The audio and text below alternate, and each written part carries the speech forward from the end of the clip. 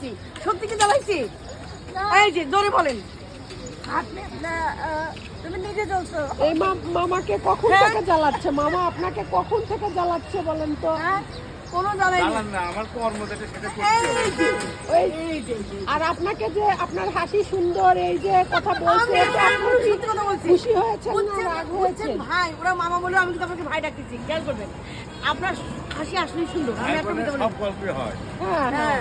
তো এই যে আপনাকে ভাই ডাকলো এবং আপনার হ্যাঁ, হাসি সুন্দর দেখছেন, বললো, আমারও এতে ভালো আপনার অভিব্যক্তি কি? মানে আপনি খুশি না দুঃখিত নাকি না না আমি খুশি। খুশি?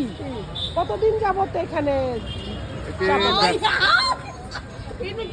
ইন্টারভিউ নিচ্ছি। তাও 40 বছর হয়ে গেছে। 40 বছর ধরে? 40 বছর? আল্লাহ। 22 সালে আসছিলাম, আপনাকে 22 সালে। এখানে পাননি, ওই পাশে আসলেন।